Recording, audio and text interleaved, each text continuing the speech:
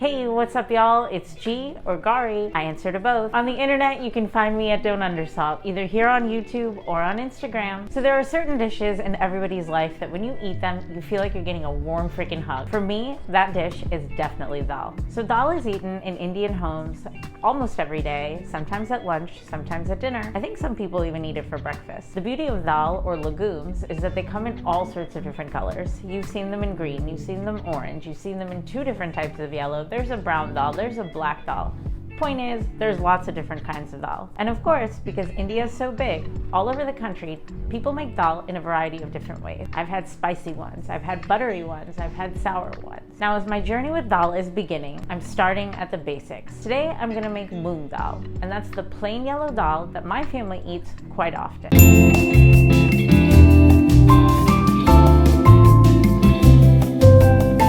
We go away on holiday and come back home, we're all in the mood for that dal chawal. Basically, dal with rice. Anyways, let's get started. So I'm gonna start by taking some dal that I soaked overnight in warm water. I've got rid of that water, rinsed them out, and now they're ready to go. I have a big pot because I am making a big batch of dal today. So I'm gonna start by adding some warm water into the pan. You always wanna start with warm water. My aunt told me to do that. I'm not really sure why, but whenever she gives me a tip in the kitchen, I listen. I have a lot of dal today, so I've got a lot of water. We're gonna add in our dal. I'm gonna toss in some ground turmeric. This is gonna help with the color, the flavor, and I'm told it adds to the health benefits. Of course, we're gonna add a little salt. Now, I don't go too crazy on the salt to start. The dal is going to boil for quite a bit of time, so the longer it boils, that salinity or saltiness is gonna rise. So now we're gonna give this a stir and we're gonna let it come to a boil. Couple things, guys. So in most Indian homes, when they make dal, they start it out in a pressure cooker. This process that we're gonna go through today is gonna take about an hour. Pressure cooker, it takes minutes. In the house I'm in right now, there's no pressure cooker, as is in most American homes. And one thing that I started thinking about is you could probably cook the dal in the way that I am now in an Instapot. I haven't tested that one out yet, but you could give it a shot. I'm gonna let this come to a boil. As it's starting to come up in temperature, you're gonna see some foam build up around the top of the pot. I'm gonna make sure to skim that off so those impurities and that yucky stuff doesn't sit in my dal when I serve it. All right, folks, it's starting to come up to a boil. What I'm gonna do now is just lower the heat and let it continue to simmer for about 30 to 45 minutes till it gets to the consistency that I want it to be at. Now, a lot of people would put a lid on at this point. Since I'm new to dal, I am keeping the top off and just monitoring it the whole time, continuing to stir. There's a couple reasons why you stir it. One, you're stirring to make sure that it doesn't stick to the bottom and burn. The second reason I continue to stir it is I want to make sure that I'm breaking up some of the pieces so it gets creamier as it goes along. It's almost like cooking risotto, but in a much lazier way. My personal preferred texture for moong ki dal is for it to be a little bit soft, a little bit creamy, but it should still have a little bit of tooth to it. You'll see what I mean when we get to it completely boiled, completely cooked. One of the things I really love about big pot cooking, things like dal, things like curries, things like chili for all you Americans, is that if you have it just sitting in a pot continuing to simmer, you have to keep stirring it. It really is a labor of love, and I feel like you can taste it when you serve it to the people that you care about. I know that was super cheesy. All right, y'all, it's been about 35 minutes and it's slowly bubbling. It's definitely starting to get thicker. I think it's almost there. I'm gonna give it about 10 to 15 more minutes. I really want the dal to be nice and thick, slightly mushy, but again, with a little bit of tooth. Now, you could definitely take it off at this point if you like, if you want it to be a little more watery. But also remember, when you finish it off with the tarka, which we're gonna do later, you can always add in water at that point. The other thing I keep wondering about with dal is why we soak it overnight. So it's not like beans that you need to soak overnight so they cook faster.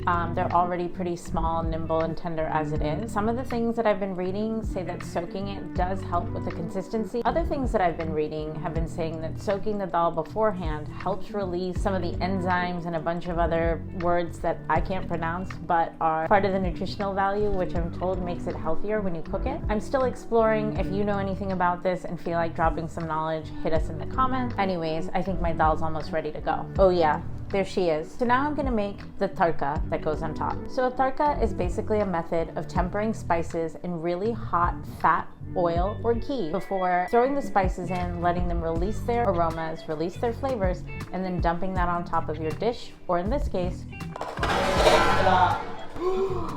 Jesus Christ. So at this point, you could take the dal off the heat, let it cool down to room temperature, and then stick it in the fridge. You can keep this for like 4 to 5 days. Don't quote me on that. The nice thing about saving your dal this way is then later on in the week, you can add to it. You can add vegetables, and you can also change the flavor profile of the dal with whatever tadka you put on top. Now, I'm still a little bit intimidated by tadka. I'm not gonna lie to you. You do have to get the oil or the ghee screaming hot before you throw the spices in.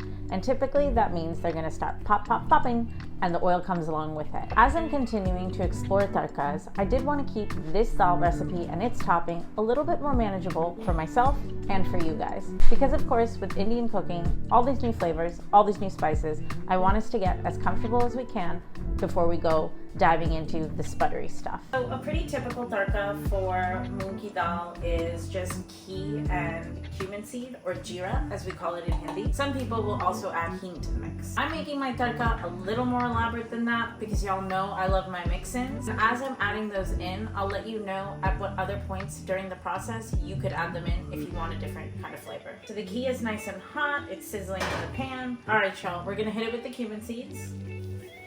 And they're immediately gonna start sizzling. Move those around a little bit. And now we're gonna hit it with that hing. Now I add in some unorthodox things. A little bit of tomato.